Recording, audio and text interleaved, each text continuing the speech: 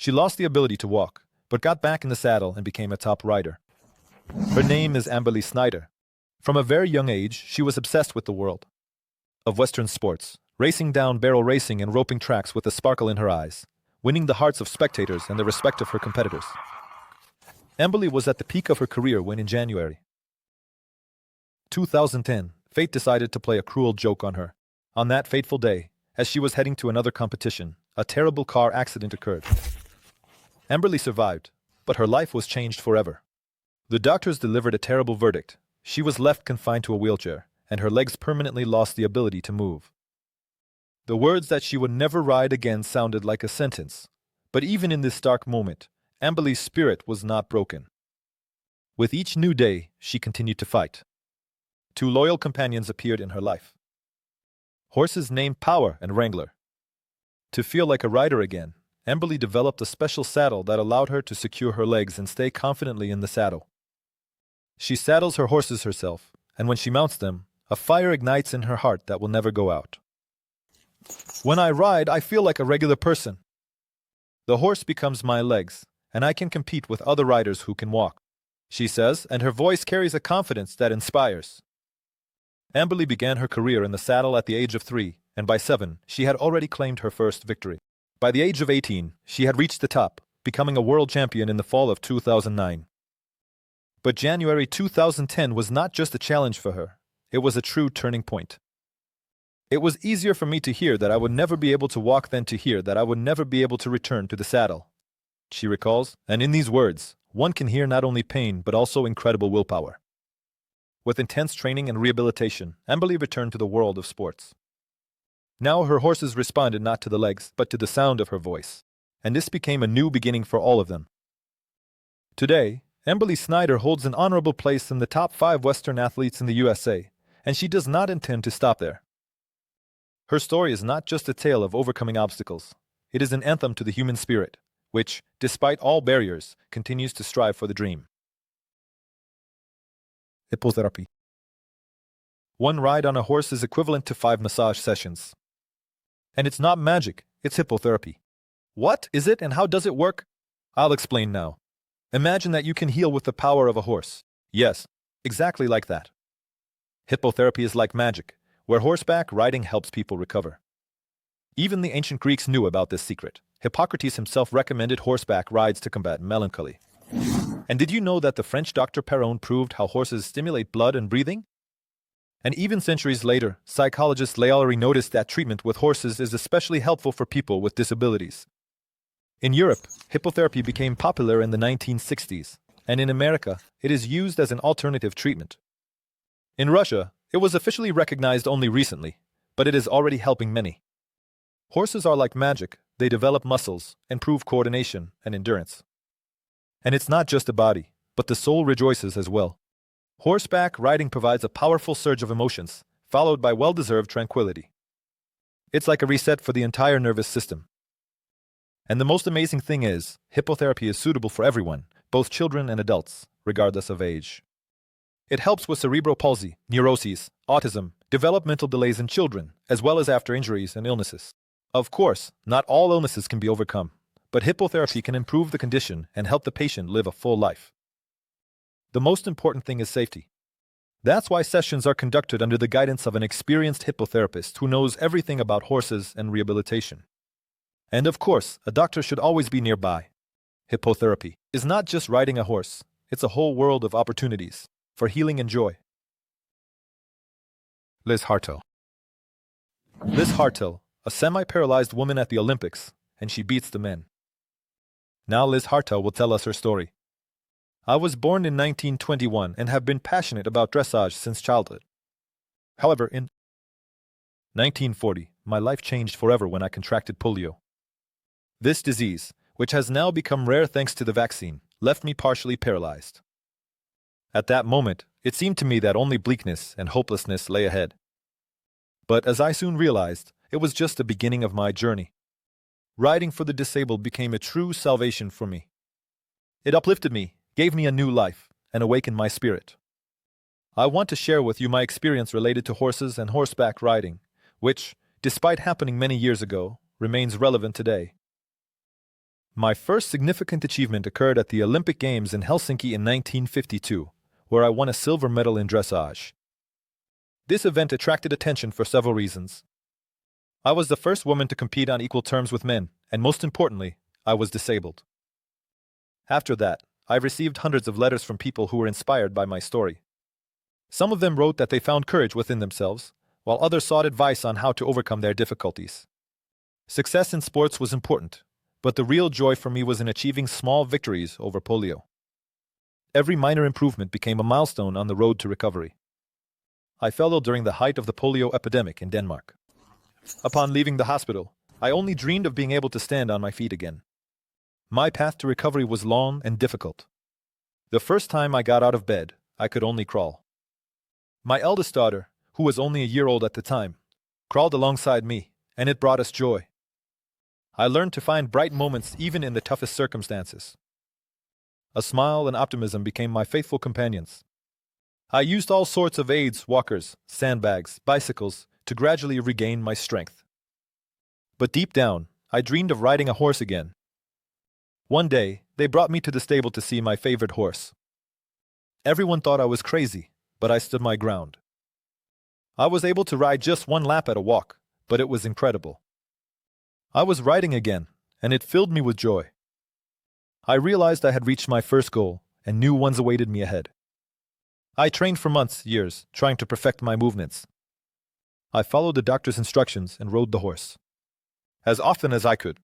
I am sure that horseback riding is beneficial not only for people with polio, but also for many others who face physical ailments. It engages many muscles, and this is very important for recovery. After 2 surgeries on my ankles, I was able to walk using 2 crutches.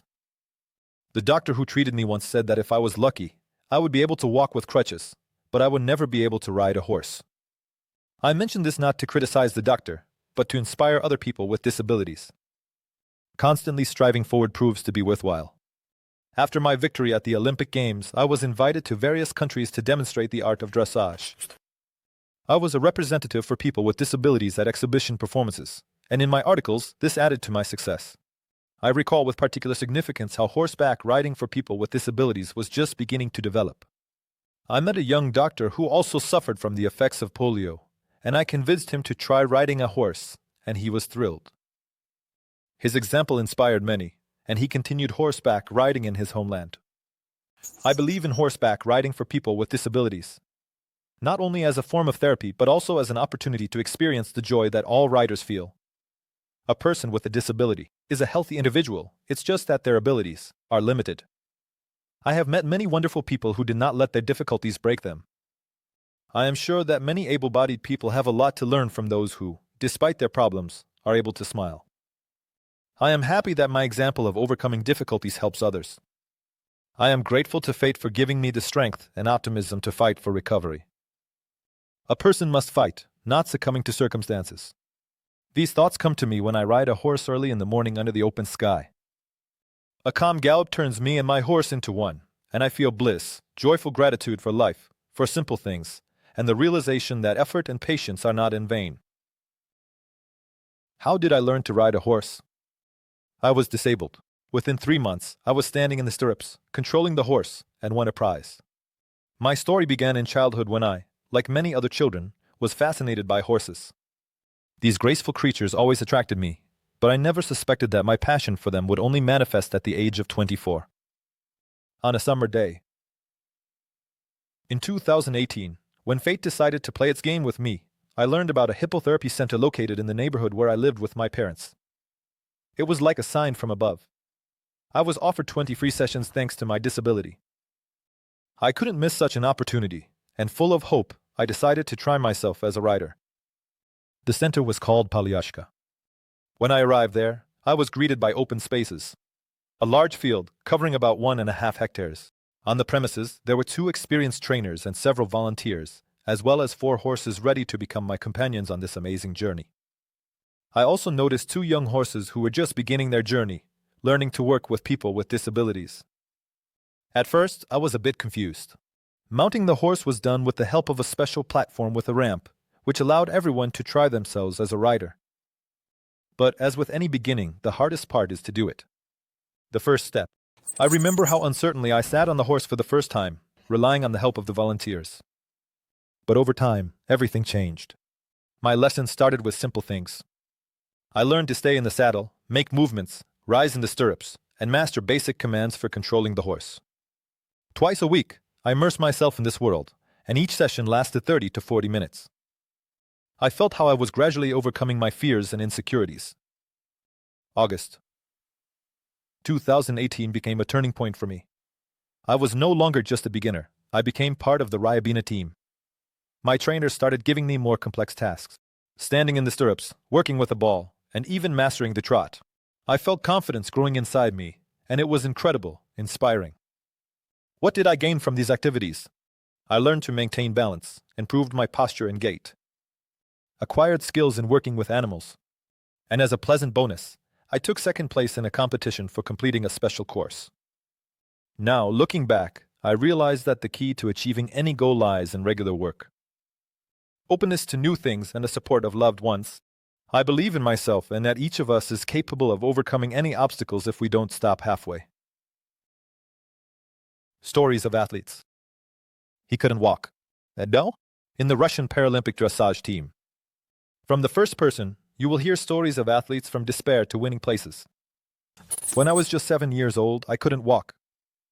A wheelchair and constant help from adults became an integral part of my life. But everything changed 20 years ago when I first came to hippotherapy. Today, not only do I walk and ride horses, but I also represent the Russian Paralympic dressage team, winning international tournaments. This journey was incredibly difficult. Every day I faced unbearable pain, and at times I wanted to give up. Hippotherapy is not just riding horses, it's a real struggle. I remember having to overcome myself and how much effort it took. It took 10 years of regular, and sometimes painful training for me to be able to go to my first tournament. Now I am a multiple-time Russian champion and a bronze medalist in an international tournament. My story is not unique. My colleague Nina Anyafrieva also had a challenging journey. At the age of 12, due to a medical error, she almost stopped walking. At 27, she came to the equestrian club for the first time. After the first session, her body hurt so much that it seemed like she wouldn't be able to return. But a week later, despite the bandages and pain, Nina came back for training. 14 years later, she won an international ranking tournament in Italy and is now a candidate for the Paralympics. 2016 in Rio de Janeiro. When my son Jinya was 7 years old, I brought him for rehabilitation through horseback riding. He was diagnosed with intellectual disability, and he barely spoke, confusing right and left. The psychiatrist doubted our idea and tried to dissuade me, but I believed it would help. We continued the sessions despite the difficulties and Jinya's screams, which scared the museum staff where the training took place. With each passing year, I noticed how he became more open and self-confident.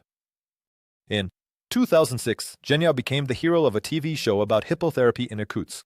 In 2007, at the Special Olympics in Shanghai, he took first place, riding gracefully, in front of full stands. In 2020, he became the best at the Open Championship of the Irkutsk region, and I am proud of his achievements. Stories from practice. I have been involved in hippotherapy since 2016 and can share many amazing stories from my practice. And each one is unique. Once, a boy came to us who couldn't speak due to the immobility of his lower jaw. Neither massages nor osteopathic procedures brought any results. We decided to place him on the horse on his stomach so that his chin touched the animal's neck, and we just started walking. After 2 sessions, I received a message from his mother. The speech therapist is absolutely thrilled. The jaw started to move. Another story involves an adult girl with autism who experienced severe discomfort around strangers and was afraid of public places. We started the sessions in the arena, where there was supposed to be no one else, otherwise she would have tantrums. But one day, by coincidence, another rider entered the arena. And to my surprise, there was no tantrum. I realized that for her, a rider on a horse was not perceived as a threat.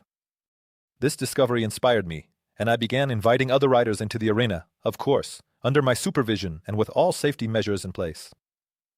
Eventually, we reached a point where 4 to 5 riders and their trainers were practicing simultaneously, and it did not provoke a negative reaction. Moreover, my student showed interest in what was happening. One day, her mother told me, "We went for a walk in the park yesterday."